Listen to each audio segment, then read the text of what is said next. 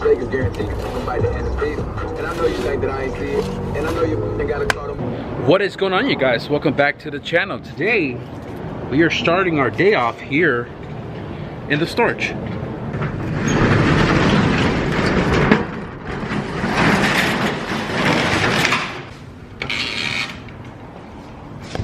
So the reason why I'm in the storage today is because I am needing one of my engine stands for the task we are going to be doing today. So,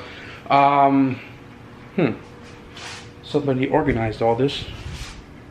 This right here is my mock-up engine for when I do fabrication work, and obviously today's a fabrication type of day, so I need this to be at the house so I can mock up the manifold, turbo, and stuff for Taiga's CRV. And also I am here to take off my GSR from this stand and throw that on the cart. And then the LS motor that I just picked up, I believe is this one. I need to throw this on the stand so that way when my cousin comes here this weekend, he's gonna pick up the block, the stand, take it back to his apartment, and we're gonna attempt to rebuild a block with piston and rod setup. So I gotta set that all up for him. And also, I don't know if he already turned his car on to cycle the E85, but I'm gonna have to do that as well. So pretty much I'm gonna pull this all apart, put this in the car. This was my original CSS that cracked on the first crank. Or it didn't crack on the first crank, it was already a cracked block. If you guys seen Boosted Boys, they had this similar issue. My cylinder 2 and 3, there's about a good 4-inch crack that goes all the way inside right here. Thank you, Jeff, though, because he actually sent me a whole new block free of charge, and that's the one that I ran for a little bit. But yeah, I got everything loaded up here. My cousin just got his car turned on. He's gonna let it idle for a little bit, let the E85 flow. Right now I'm debating on like putting the LS motor here, because technically that's a B20 with a spun bearing. That's an LS with a spun bearing. This is a perfect LS block, perfect GSR block, and a B20 with smoke rings. So I'm thinking, like, why touch the one that's good? Instead, just go get a crank and take that one apart, since it needs a rebuild anyway. So we'll button up here, and I'm gonna head back home and start mocking up some stuff. Man, it's crazy how fast we lose the daylight now. So that GSR block that I loaded up in the beginning of this video, I sold that block because I've came to my senses that I have too many things, and I'm just trying to like prepare for the next setup for my CRX. So a lot of the stuff that are duplicate, like I got 2 GSR blocks, well 3, but I have 1 now because I sold those off, and I'm still debating on selling one of my all-wheel drive transmission. You guys saw I had one in the storage. I have one right here on the floor, and like I'm just starting to clean out my inventory, you know what I mean? The alarm block is here in the garage, right? And yesterday I wasn't home. I was with Carlene working on his coupe. You guys should have seen that in last week's video. And Tiger came by yesterday to drop off everything for his new build, well, his new turbo kit. So right here we have a GTX3582R.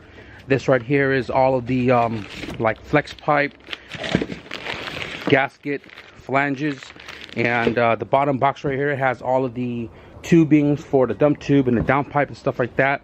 And this is right here is the back housing for the turbo. Because we lost a lot of daylight, it feels super late even though it's just 5:30. I'm gonna throw you guys on the time lapse. I'm gonna try to get as much work done as possible.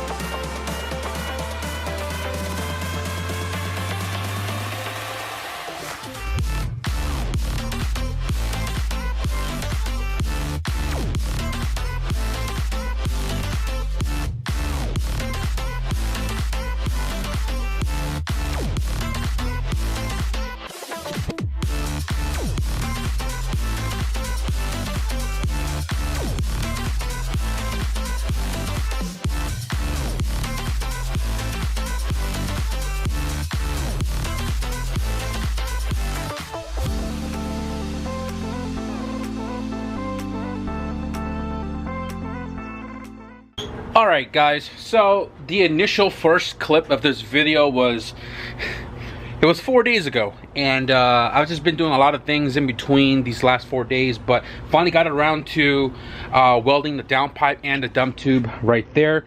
I still have to weld from here to the flange because I was letting this cool down, but it's the same process. So it's cooled down now. I'm gonna do that off camera, guys, but the dump tube and half the downpipe is done. So the reason why I say half the downpipe, I still have to do the bottom part right here that goes under the oil pan, as well as we have the flex pipe right here, and also 3-bolt 3-inch flanges for the exhaust, because right now on Taiga's CRV the current downpipe and the exhaust is welded as one, so we have the flange to convert it all 3-inch. But I can't do any of that until we get the turbo kit installed into the car, because the car's 4-wheel drive has a transfer case. I don't have a transfer case here, so I want to make sure that when I do that bottom part, it's going to clear the transfer case. Now I marked it right here, but I didn't want to take the chance of doing this blindly without the transfer case. So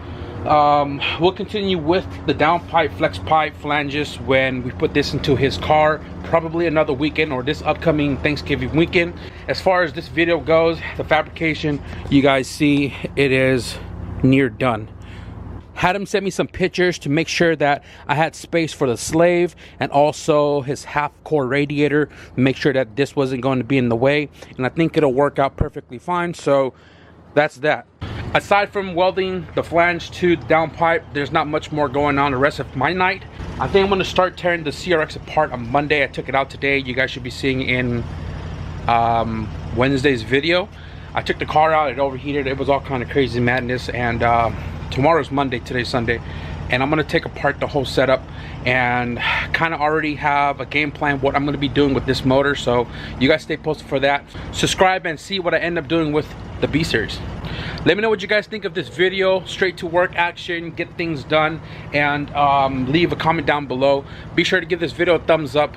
It's cold as hell. I'm gonna close the garage, but I want to thank you guys for tuning in this episode. I'll see you guys in the next video. Peace.